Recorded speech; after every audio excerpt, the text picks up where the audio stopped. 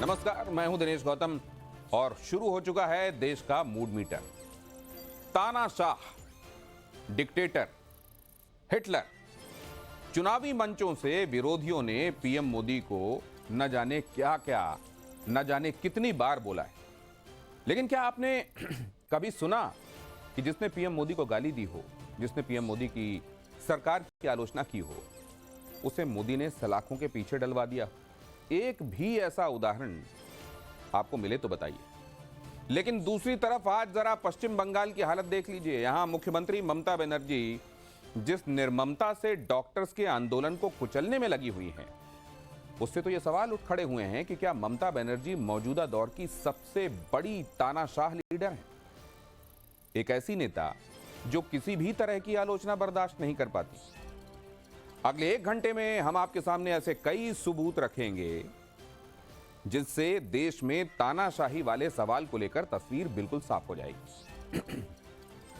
पश्चिम बंगाल में आरजीकर अस्पताल में ट्रेनी महिला डॉक्टर के साथ रेप और हत्या की घटना के विरोध में देश भर में विरोध प्रदर्शन हो रहे हैं। आम से लेकर खास तक हर कोई ममता सरकार को घेर रहा है। सरकारी नाकामियों को लेकर सवाल उठ रहे हैं, लेकिन देख लीजिए कि टीएमसी के नेता इन आलोचनाओं का जवाब कैसे दे रहे हैं। पश्चिम बंगाल सरकार में मंत्री उदयन गुहा धमकी दे रहे हैं कि जो लोग ममता बनर्जी के खिलाफ उंगलियां उठा रहे हैं, उनकी उंगली तोड़ने का बंदोबस्त करना होगा।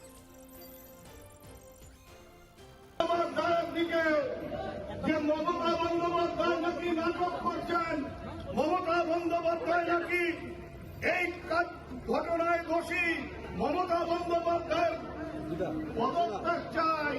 আমার বক্তব্য, এই ঘটনায় যারা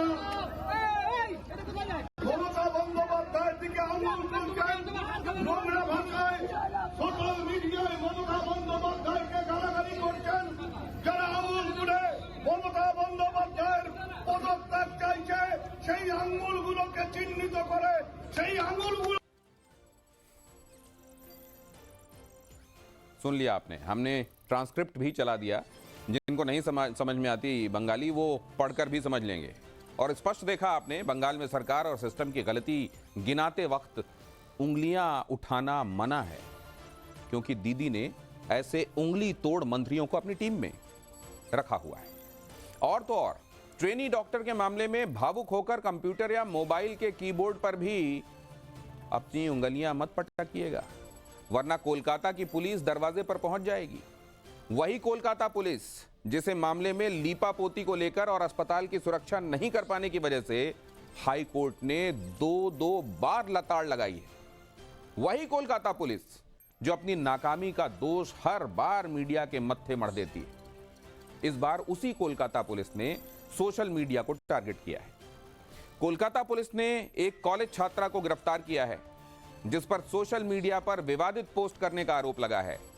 23 वर्षीय छात्रा को सीएम ममता बनर्जी के खिलाफ आपत्तिजनक टिप्पणी पोस्ट करने और कथित तौर पर बलात्कार पीड़िता की पहचान का खुलासा करने के लिए गिरफ्तार किया गया है।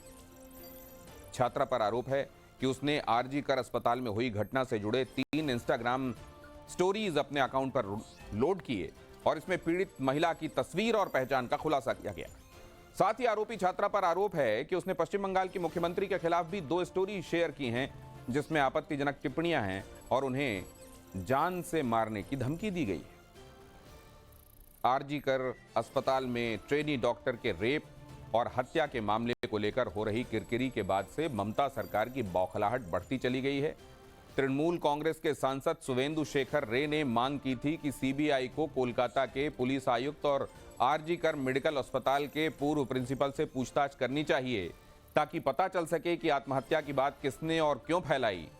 उन्होंने सोशल मीडिया पर पोस्ट करके दावा किया था कि इन दोनों से पूछताछ होगी तो पता चलेगा कि सेमिनार हॉल की दीवार क्यों गिराई गई, आरोपी संजय रे को इतना पावरफुल बनाने में किसने मदद की और मामले में पड़ताल के लिए स्निफर डॉग का 3 दिन बाद क्यों इस्तेमाल किया गया। कोलकाता पुलिस ने सांसद शेखर रे के दावों को फेक न्यूज बताते हुए उनके खिलाफ पूछताछ का समन जारी कर दिया और अब सुवेंदु को समन रद्द कराने के लिए हाई कोर्ट का दरवाजा खटखटाना पड़ा है, क्योंकि उन्हें डर है कि दीदी की पुलिस कभी भी उन्हें हवालात में डाल सकती है। उदयन गुहा उनके मंत्री, वही मंत्री जिन्होंने महिलाओं के मार्च को अपमानित किया था 14 तारीख की रात को जो हुआ था, वो मंत्री कहते हैं कि उंगली ममता बनर्जी पर उठाओगे तो वो उंगली तोड़ दी जाएगी। ये मंत्री है, इस मंत्री को हटाएंगे। ये दिखाता है कि तानाशाही मानसिकता किस प्रकार से छाई हुई है। पुलिस भी एक प्रकार से धमका रही है, नोटिस भेजकर नागरिकों को, डॉक्टर्स को समन करती है, सुखेंदु रॉय उनके सांसद को समन करती है, शांतनु सेन का इस्तीफा ले लिया जाता है पद से क्योंकि उन्होंने प्रिंसिपल पर सवाल उठाए। ये ममता दीदी नहीं, ये बंगाल की ईदी है, बंगाल की ईदी अमीन। इस प्रकार से वो बिहेव कर रही है। तानाशाही जो है इसी को कहते हैं।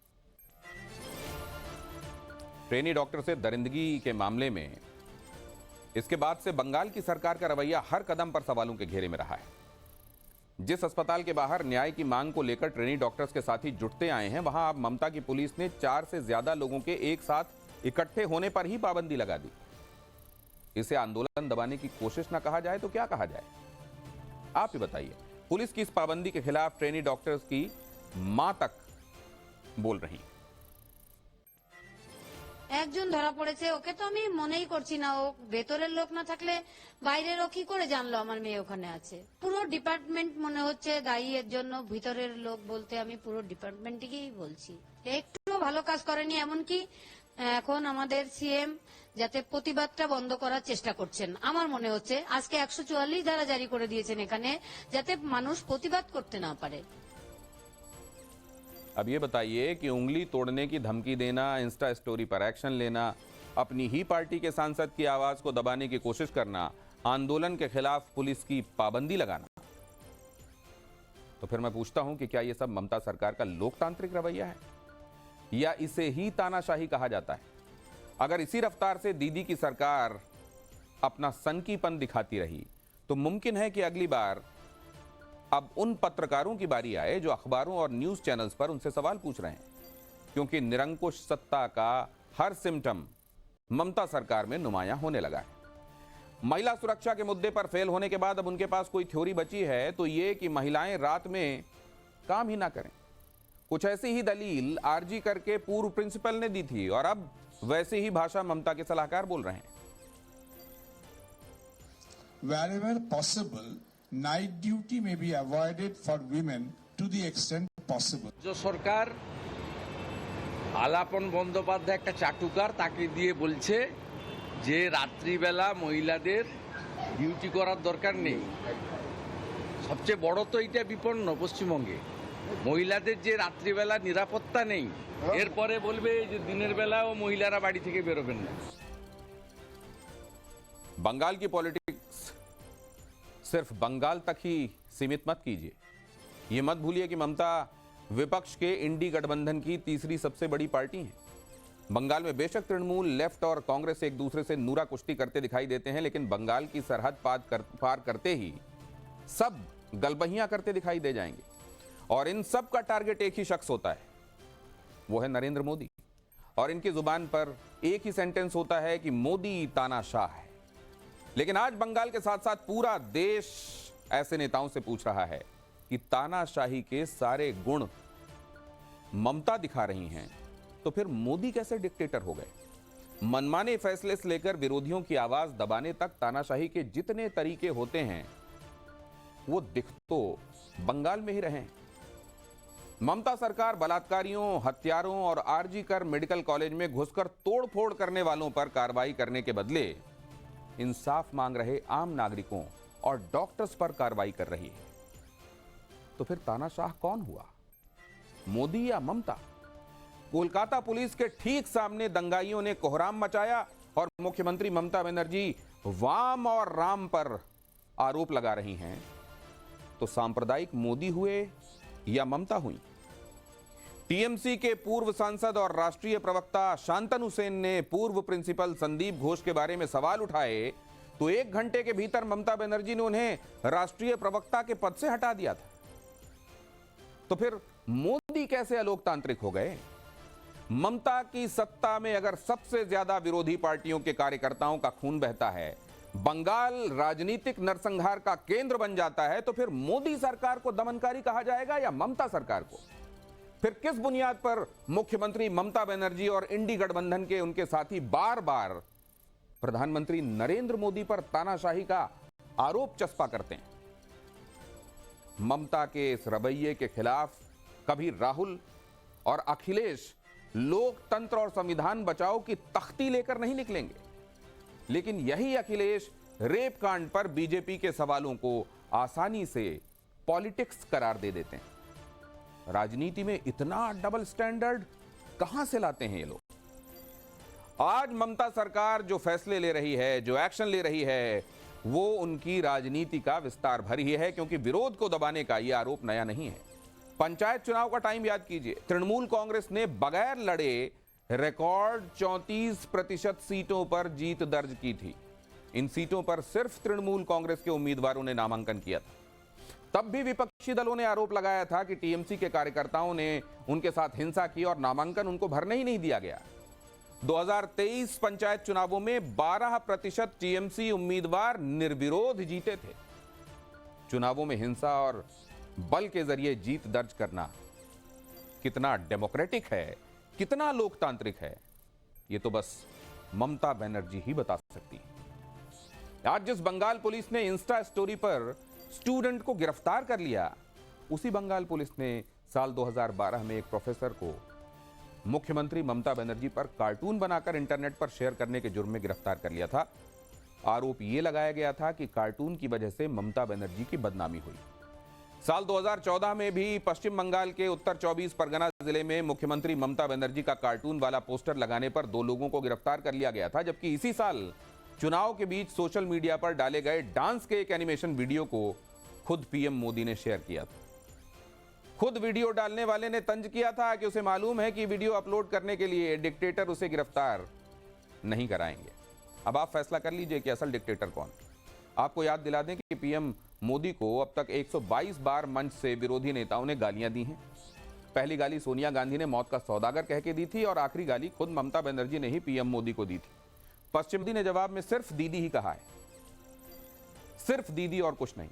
और फिर भी विपक्षी गठबंधन मोदी को ही तानाशाह बताएगा, ममता को नहीं। तो विपक्ष के इस रवैये से जुड़े तमाम सवालों का जवाब हम अपने खास मेहमानों से जानेंगे, लेकिन उससे पहले स्कैन कीजिए और अपनी राय सामने रखिए। लकी जवाब देने वालों को इनाम मिलेंगे, उनके नाम इस कार्यक्रम के आखिर में हम घोषित करेंगे। आज के सवाल क्या हैं जिनके जवाब आपको स्कैनर के जरिए स्कैन करके देने हैं, पहले वो देख लीजिए। देश का मूड मीटर आज पूछ रहा है सोशल मीडिया पोस्ट को लेकर कोलकाता पुलिस के एक्शन पर आपकी प्रतिक्रिया। विकल्प ए, ममता सरकार की तानाशाही है ये। बी, आंदोलन को कुचलने की साजिश है ये। सी, कानून व्यवस्था के लिए आवश्यक कदम है जो उठाया गया है। सवाल नंबर 2, सवाल नंबर 2 है कोलकाता केस को लेकर ममता बनर्जी की राजनीति को आप कैसे देखते हैं? ए, सीएम ममता बनर्जी जवाबदेही से भाग रही हैं। बी, बड़ी साजिश छिपा रही हैं दीदी। सी, सियासी विरोधियों को वो एकदम मुफीद जवाब दे रही हैं। स्कैन कीजिए, अपना जवाब दीजिए, इनाम जीतिए। और यह है सवाल नंबर 3, मोदी पर तानाशाही के इंडी के आरोपों को आप कैसे देखते हैं? ए, मोदी पर आरोप निराधार हैं। बी, इंडी वालों ने लोकतंत्र कुचल दिया है। सी, आरोपों में दम है। ये वो सवाल हैं जिनके जवाब स्कैन करके अपना विकल्प चुनकर आपको हम तक पहुंचाना है। कार्यक्रम के आखिर में हम आपको बताएंगे कि आप में से ज्यादातर किस विकल्प को सही मान रहे हैं। हमारे साथ जुड़ने वाले खास मेहमानों के साथ आपका परिचय करा देता हूं। शहजाद पूनावाला हमारे साथ जुड़ेंगे, लेकिन अभी जो हमारे साथ गेस्ट्स हैं, हमारे साथ ममता कालेजी इस चर्चा में हिस्सा लेने के लिए जुड़ रही हैं। हमारे साथ चंद्रमोहन शर्मा जी जुड़ रहे हैं। ममता कालेजी पॉलिटिकल एनालिस्ट हैं, चंद्रमोहन शर्मा कांग्रेस के लीडर हैं। स्वयं प्रकाश पुरोहित हैं जो कि स्पोक्स पर्सन हैं टीएमसी के। और इसके अलावा डॉक्टर शत्रुपा हमारे साथ जुड़ रही हैं जो कि स्पोक्स पर्सन हैं बीजेपी के। आप सबका बहुत स्वागत करता हूं। सबसे पहले तो ये कि ऐसा कौन सा लक्षण है जो ऑटोक्रेसी का है और ममता सरकार के अभी तक के कार्यकाल में नुमाया नहीं हुआ है? क्या इसी तरीके के शासन को डेमोक्रेटिक गवर्नेंस कहा जाता है? सबसे पहले मैं शत्रुपा जी आपके साथ शुरू करना चाहता हूं। असल में मोदी डिक्टेटर हैं। ये बातें सुन सुन के हमारा कान पक गए दिनेश जी कि मोदी जी ऑटोक्रेट है, मोदी जी फैसिस्ट है, मोदी जी हिटलर है और वगैरह वगैरह वगैरह। लेकिन आपने कितने सुंदर एकदम पहले से शुरुआत तक कंपैरिजन किया और जनता का सामने आपने एकदम पूरा खुलासा करके रख दिया कि अगर ममता बनर्जी ये सब कर रहे हैं तो ऑटोक्रेट कौन है। मैं आप बहुत कुछ बोले हैं, मैं सिर्फ जो आपने नहीं बोला है उसको ऐड करना चाहती हूँ क्योंकि मुझे मालूम है समय मुझे कम मिलेगा। एक तो जो आपने दीदी वाली बात उठाई, इतने बातें, इतने भाषा, मैंने बांग्ला भाषा इतना मीठा होता है, आप सब मानते हैं। उस भाषा का इतना अपमान ममता बनर्जी ने किया है और वो भी किसके लिए? माननीय प्रधानमंत्री के लिए। आपको व्यक्तिगत रूप से नरेंद्र मोदी पसंद आए या ना आए, लेकिन एक चीफ मिनिस्टर जब एक प्रधानमंत्री के बारे में बात कर रहा है तो कुछ तो भाषा का गरिमा होना चाहिए। सिमिलरली उन्होंने माननीय स्वराष्ट्र मंत्री के लिए, होम मिनिस्टर के लिए भी ऐसे ही एक बात मैं मैम जानना चाह रहा हूं शत्रुपा जी आपसे, और उसको लेकर फिर मैं बाकी मेहमानों के पास जाऊंगा कि क्या ममता बनर्जी को केंद्र की तरफ से ऐसा घेरा जाता रहा है अब तक कि उनको असर्टिव होकर उसका जवाब देना पड़ा है कई बार, और इसी में से एक कड़ी ये भी है? क्या इसको इस तरीके से भी देखा जाना चाहिए? एकदम नहीं, एकदम नहीं। वैसे तो आप शायद आपका चैनल में ही माननीय प्रधानमंत्री ने एक इंटरव्यू में कहा था कि मुझे किसी के साथ, मैंने उनको किसी के साथ व्यक्तिगत प्रॉब्लम नहीं है, और इतना भी कहा था कि मैंने beyond official reasons Mamata Banerjee उनको आम भेजते, मालदा का आम भेजते। जहाँ ये सब बातें सुन के हमारा यहाँ पे सेटिंग का एक लॉजिक नहीं तो इसको लेकर अब आपने ये जो बात कही इसको लेकर मैं ये कहना चाहती हूँ दिनेश जी कि ऐसा कभी नहीं हुआ है कि एकदम घेरा जा रहा है कि ये बांग्ला में जैसा बोल रहा है कि वंचित कर रहा है, सेंट्रल फंड्स नहीं आता है, सेंट्रल फंड्स वेस्ट बंगाल। मैं ये भी मान सकता हूँ, मैं ये भी मान सकता हूँ कि राज हासिल करने की नीति ही अगर राजनीति होती है तो कई बार पावर टसल्स हो सकते हैं, लेकिन डेमोक्रेसी, अगर डेमोक्रेटिक सेटअप में, एक सेकंड मैम, कुछ देर के लिए मान लीजिए इसको मानते हैं, तो डेमोक्रेटिक सेटअप में अगर आपसे सवाल पूछे जाएंगे या किसी और से सवाल पूछे जाएंगे, आपको अगर आपकी तरफ कुछ उंगलियां सवालों की उठेंगी तो क्या उन उंगलियों को तोड़ दिया जाएगा? जरा ये सुने, आपने कहा कि बहुत मीठी भाषा है और उसका दुरुपयोग हो रहा है, जरा ये सुने, उसके बाद फौरन लौटते हैं, इस सवाल को आगे बढ़ाएंगे।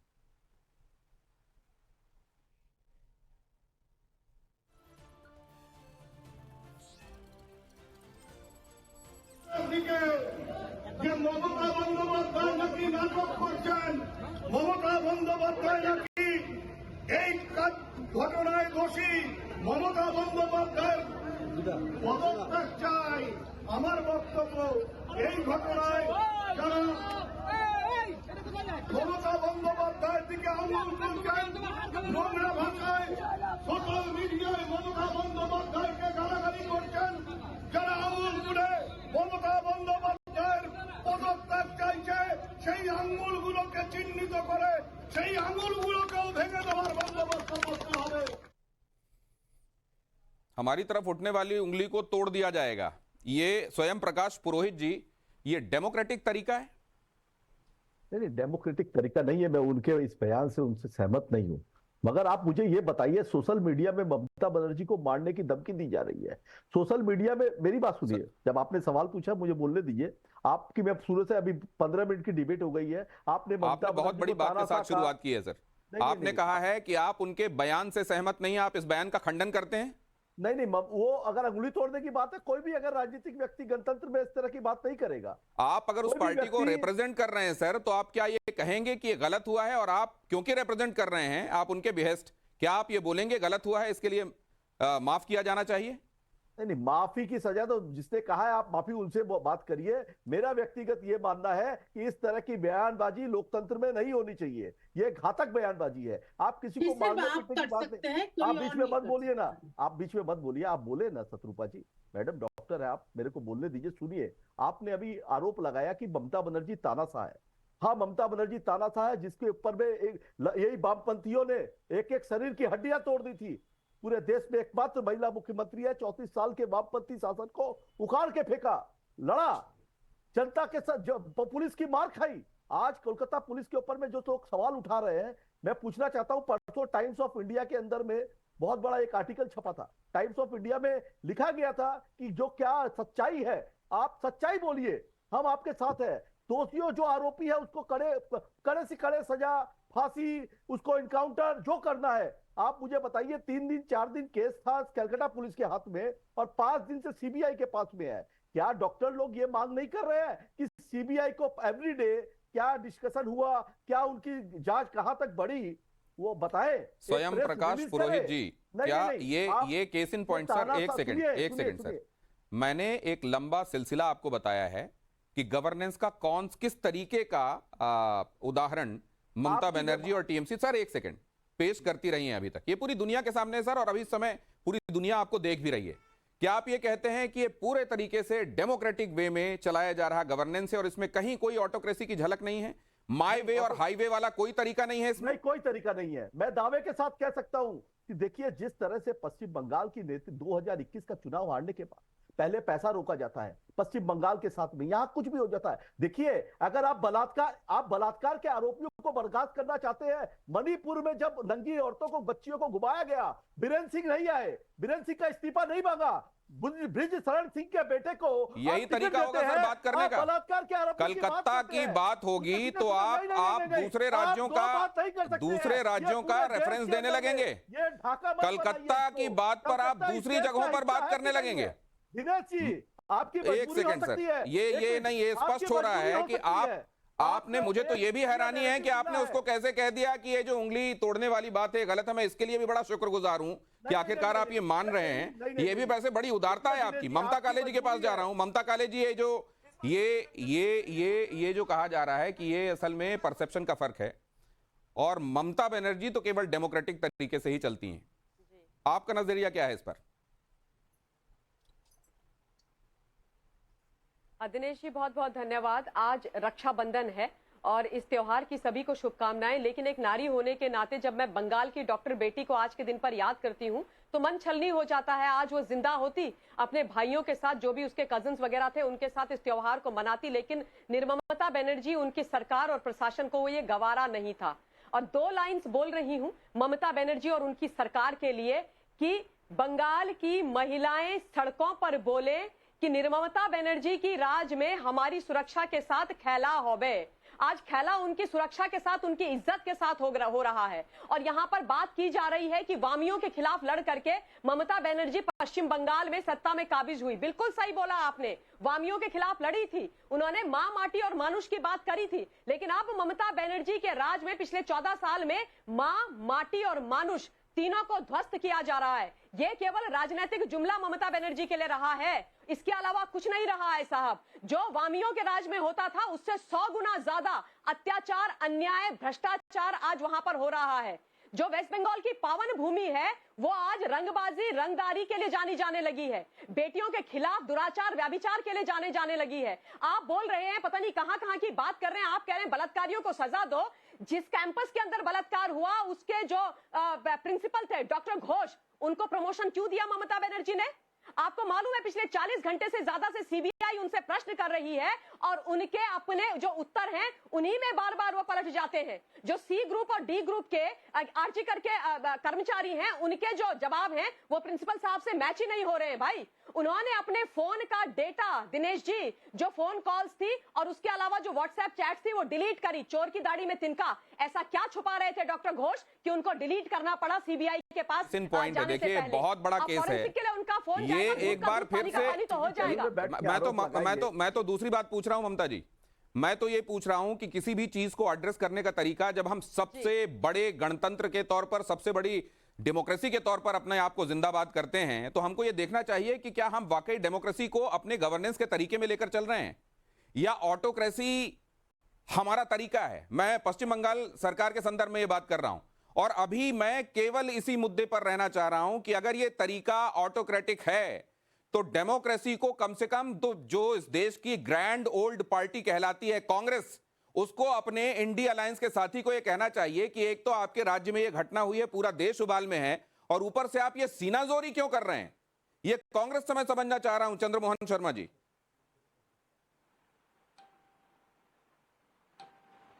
देखिए, बिल्कुल बड़ा गंभीर विषय है दिनेश भाई, और मैं इस बात के लिए बिल्कुल आपकी बात को बड़ा करता हूं कि कांग्रेस को समझना चाहिए, और मैं आपको उसका तथ्य भी देता हूं कि कांग्रेस कहां समझ रही है।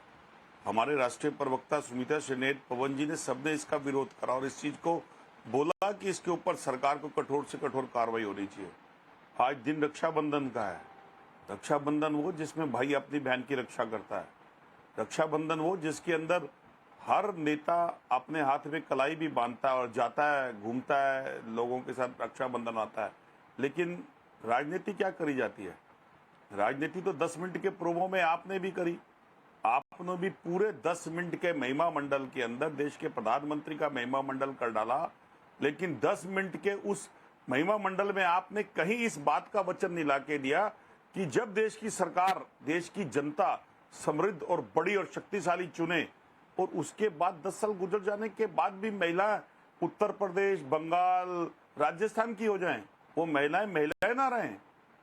ये तो अभी उत्तराखंड के अंदर भी हुआ एक बेटी के साथ। चंद्रमोहन शर्मा अभी जी, यूपी में भी हुआ। मैं तो महिमा मंडल कर रहा हूं। मैं मान लेता हूं आपकी बात कि मैं महिमा मंडन कर रहा हूं। जनता ने कांग्रेस की सरकार, ठीक है सर, अब मेरी भी सुन लीजिए, आपकी बात अभी क्योंकि आपने महिमा मंडन की बात कही है, तो एक छोटी सी बात मैं आपसे कहना चाह रहा हूं। ममता बनर्जी ने कांग्रेस को यह कहा है कि कांग्रेस शासित राज्यों में जो घटनाएं होती हैं उसको लेकर कांग्रेस जवाब देगी क्या? आपके सवाल उठाने का यह प्रतिसाद ममता बनर्जी ने दिया है। तो एक तो ये आपके अलायंस के बारे में बताता है। दूसरे, अगर आप चंद्रमोहन शर्मा हैं और मैं आपको चंद्रमोहन शर्मा कह रहा हूं, तो यह महिमा मंडन है या साफ गोई है?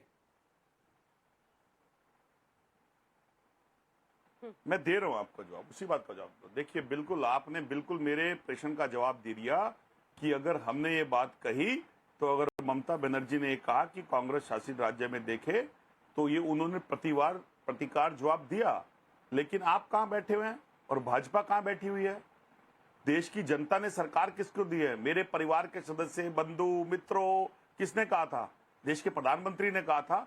इस देश की बेटी को पढ़ा के उसकी सुरक्षा करने का वादा किसने किया था? देश की प्रधानमंत्री ने किया था। इस देश की जनता ने कांग्रेस और पुरानी सरकारों को बदल के पूर्ण बहुमत की सरकार की सत्ता किसको दी थी?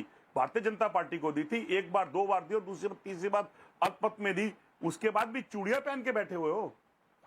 क्या देश के अंदर महिलाओं की इस्मत तोड़ेगी और कोई भी आके लुटेरा लूट के चला जाएगा और देश की प्रधानमंत्री और उनके सांसद खड़े होकर संसद के अंदर? सर, ये रवैया आपको डेमोक्रेटिक लग रहा है क्या? ममता बनर्जी का एक लाइन में बोलिए। बाकी तो हम इस पर बात करते हैं, महिलाओं की सुरक्षा को लेकर बात हम कर रहे हैं, लेकिन मुख्य मुद्दा यह है कि क्या ममता बनर्जी का तरीका डेमोक्रेटिक है या ऑटोक्रेटिक है सर? और ईमानदारी से बताइएगा चंद्रमोहन शर्मा जी, आत्मा की आवाज पर, डेमोक्रेटिक है या ऑटोक्रेटिक है ममता बनर्जी का तरीका? देखिए, मेरे लिए कोई भी डेमोक्रेटिक ऑटोक्रेट नहीं है। मेरे लिए मानवता के सबसे बड़ा प्रश्न गोल कर गए ना आप। और मैं मानवता, और ये शायद इंडी अलायंस में रहने का तकाजा है कि जो साफ साफ बड़ा बड़ा दिखाई दे रहा है ना, उसको भी आप गोलमोल कर रहे हैं। मैं जरा शत्रुपा जी के पास जाऊंगा। शत्रुपा जी, क्या एक बार कुर्सी में बैठने के बाद असर्शन ही एक तरीका होता है? भले ही वो असर्शन, वो असर्शन ऑटोक्रेसी बन जाए, लेकिन वही एक तरीका है, वरना शेर से नीचे उतरेंगे, शेर आपको खा जाएगा। ये कहा जाता है पॉलिटिक्स में। क्या यही ममता बनर्जी दिखा रही हैं? दिनेश जी, ममता बनर्जी का एक चंद्रमोहन शर्मा जी, अब आ रहा हूं आपके पास, प्लीज। ममता बनर्जी का एक बड़ा प्रॉब्लम है, उनका हैबिट है, उनका चाहत है। एक सेकंड शर्मा जी से दोबारा रिक्वेस्ट कर लूं मैं। शर्मा जी प्लीज मैं आपके पास आता हूं। शत्रुपा जी को बात पूरी करने दीजिए, आप अपना पॉइंट रखिएगा आगे। हाँ दिनेश जी, मेरा ख्याल से ये जो ममता बनर्जी का एक पुराना हैबिट है, जैसे स्वयं प्रकाश जी ने शुरू ही किया कि वो विक्टिम है, सब हड्डी टूट करके वो आई है, सीपीएम ने इतना मारा है, वो हैबिट उनसे अभी तक गया नहीं।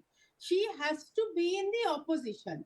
देखिए हम सेंटर से वंचित है, सेंटर हमको इतना सब कह रहा है, वो सब पूरा बेकार का बातें है। वो सहन नहीं कर पाती है कि सोचिए खुद का मंत्रालय से 2 या 3 लोगों को अभी डिटेन कर रहा है। कुणाल सरकार, डॉक्टर कुणाल सरकार वर्ल्ड क्लास कार्डियक सर्जन है।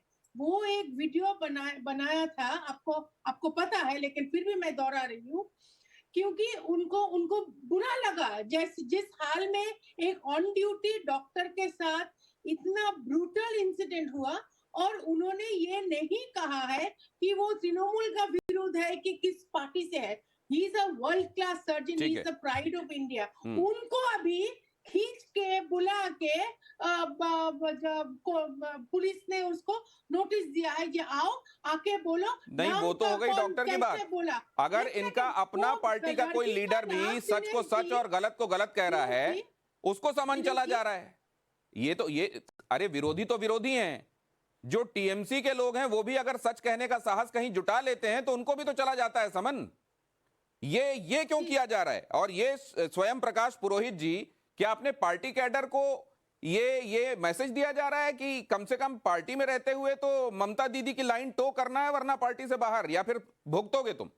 देखिए सुप्रीम कोर्ट जब निर्भया केस हुआ था तब 2013 का संज्ञान है। सुप्रीम कोर्ट ने कहा था किसी भी विक्टिम जो होता है, किसके ऊपर में ये बलात्कार जैसी घटना होती है, उसका नाम, उसकी फोटो छुपाई जाए, और उस फोटो को जो लोग हैं उन लोगों को अगर कानून अपना काम करता है तो उसको आपको तानाशाही लगती है। आप बताइए, हाई कोर्ट ने 14 तारीख की रात को जब आरजीकर मेडिकल कॉलेज के ऊपर में वामपंथी और भारतीय जनता पार्टी के जो युवा, ये पहली बार है सर। एक मिनट मेरी बात पूरी खत्म होने दीजिए। जब आप इतना आरोप लगाते हैं तो बोलने के लिए मुझे समय दीजिए। आरजीकर के अंदर में जब रात को 7,000 की मॉब पहुंचती है, हाई कोर्ट बोलता है कि ये मॉब कहां है? एक तरफ जनता के इमोशन के साथ खिलवाड़ कर रहे हैं, उनको राजनीतिक रोटियां सेकी जा रही है। जिस तरह से पश्चिम बंगाल की सरकार को बदनाम करने के लिए, मैं ये नहीं कहता हूं कि गलत नहीं हुआ है, ये सरासर गलत हुआ है, और जो भी दोषी है उसको चिन्हित कर करके, मगर उस बच्ची के साथ आप राजनीति कर रहे हैं, उनके साथ आप रोटी कर रहे हैं।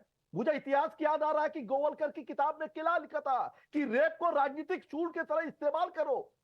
वामपंथियों की मैं बात नहीं करूंगा, उन्हें तो पश्चिम बंगाल के अंदर में भारत के झंडा उठाने तक में शर्म आती है, तो मैं वामपंथियों की बात नहीं करूंगा, मगर भारतीय जनता पार्टी जो one party one India one nation की बात करती है और बंगाल को तोड़ने की बात करती है कि हम बंगाल में कुछ बिहार अलग बताएंगे, दार्जिलिंग अलग बनाएंगे, आप फलाना करेंगे, बंगाल को ढाका बना देंगे। अच्छा सर, अगर आप इस घटना कम से कम, बाकी सब तो ठीक है, आपके पास बहुत सारे, ममता बनर्जी एंड शेख हसीना एक सेकंड, वो बड़े ममता बनर्जी और शेख हसीना के साथ बड़े उग्र तरीके से अपनी बात रख रहे हैं, ओजस्वी तरीके से, उनकी बात पूरी हो जाए। हो गई सर?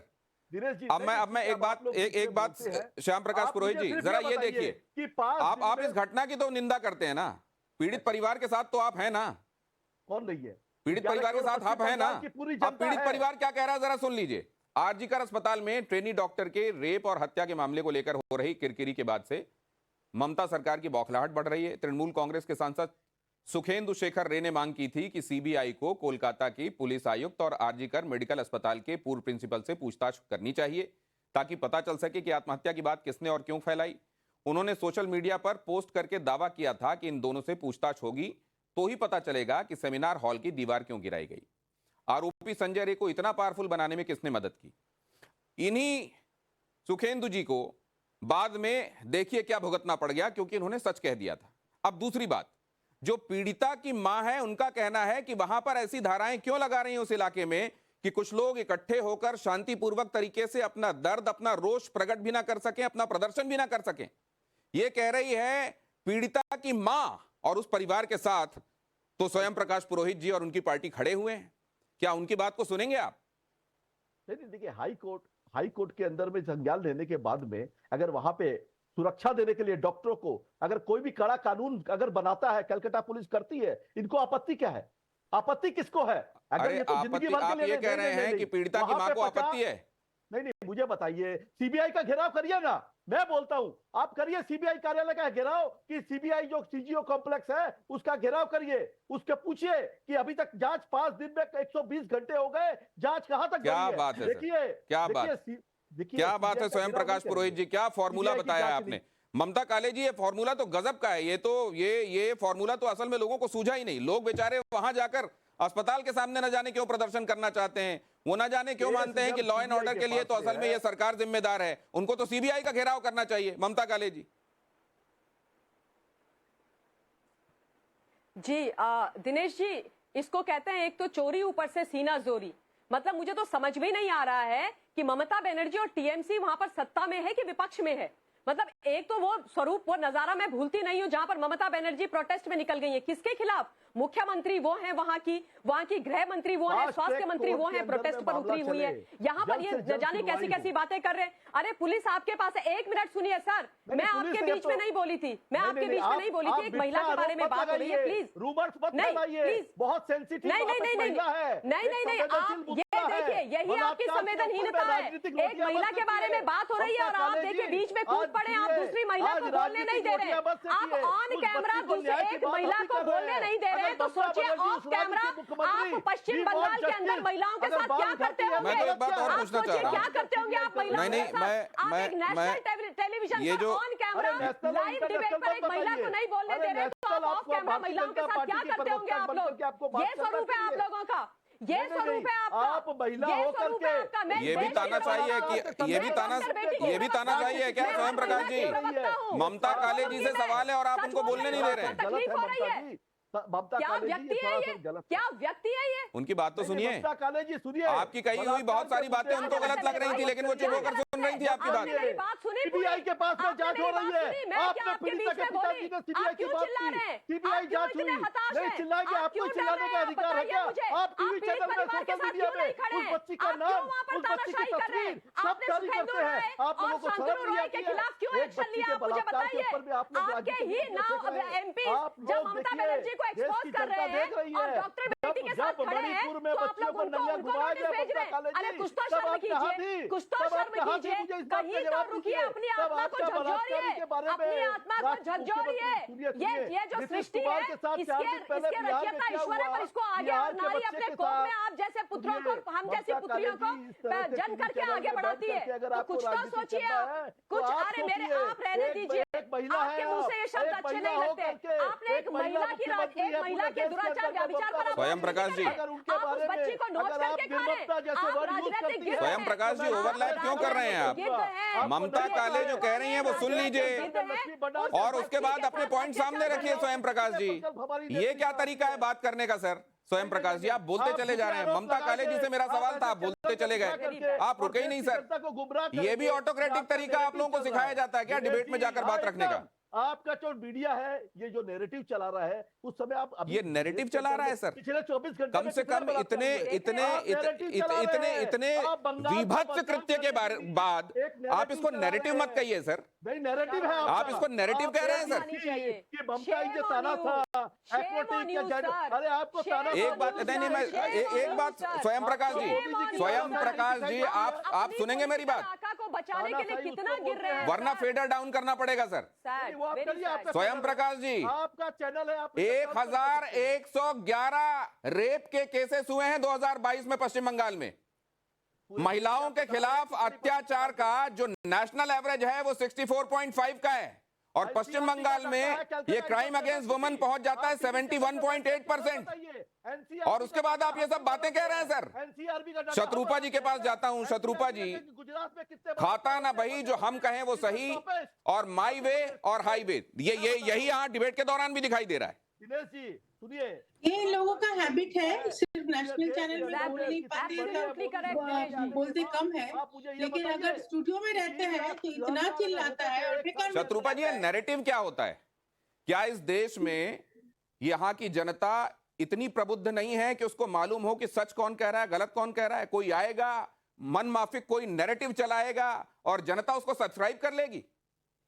दिनेश जी, आपको शायद याद होगा, जो पुलिस के बारे में बोल रहा है, पुलिस ने इतना अच्छा काम किया है, तो हम नहीं कह रहे हैं, पुलिस कमिश्नर ने खुद मीडिया के सामने कहा है कि उनके पास तो एडिक्वेट रिसोर्सेज नहीं था, वो पूरा फेलियर है, कुछ कर नहीं पाया, तो मीडिया का दोष है। वो भी बोलता है कि मीडिया का नैरेटिव है।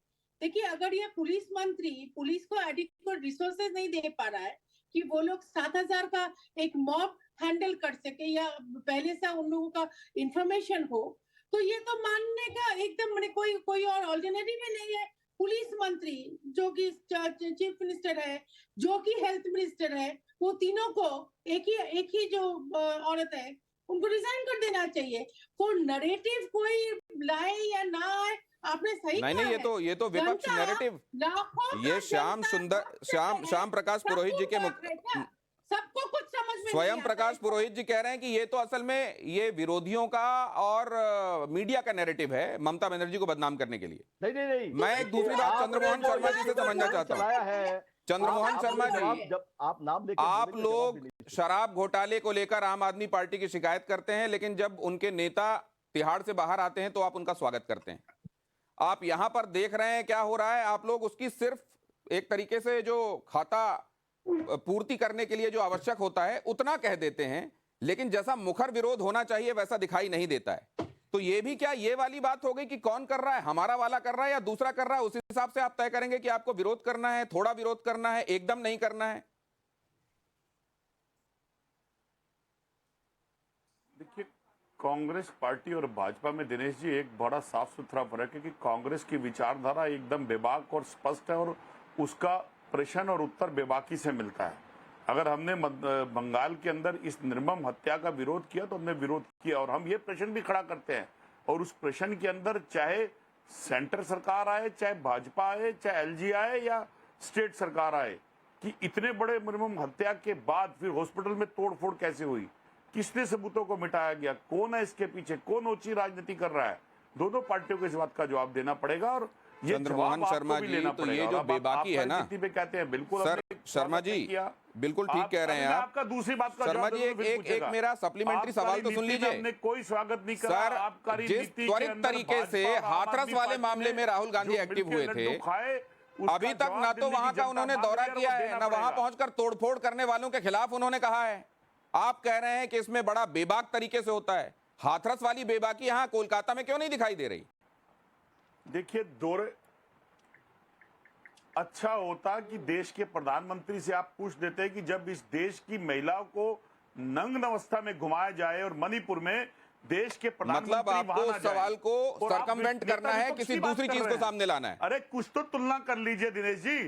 अगर मैंने आपसे हाथरस के संदर्भ में कहा तो आपको बात मणिपुर ले जानी है, हाथरस कलकत्ता वाले में बात नहीं करनी है आपको। कि राहुल गांधी जी चले जाएंगे, पहले टाइम्स नाउ इस बात को आज डिक्लेयर करे। आपसे मैं पूछ रहा हूं कि जो हाथरस में बेबाकी दिखाई दी वो कोलकाता में क्यों नहीं दिखाई दी? तो आप मणिपुर आ गए और टाइम्स नाउ पर आ गए, और वो तो वैसे ही चौथे खंबे से बहुत प्यार है उनको, स्वयं प्रकाश जी को। देश की माताओं को घुमाया जाता है और मूक बने रहते हैं और बंगाल के ऊपर राजनीति करते हैं और प्रश्न शत्रुपा जी राहुल गांधी पे खड़ा करते हैं। शत्रुपा जी, क्या यही तरीका है आजकल डिबेट में शामिल होने का कि अगर सवाल का जवाब नहीं हो तो उसको डिफ्लेक्ट किया जाए, किसी दूसरी तरफ ले जाया जाए ताकि उसका जवाब ना देना पड़े? जी, बंगाल में जो हो रहा है, अगर इसके बारे में कोई भी चर्चा हो तो तृणमूल और कांग्रेस और तृणमूल, मेनली तृणमूल, वो लोग देश का सैर पे निकल जाता है।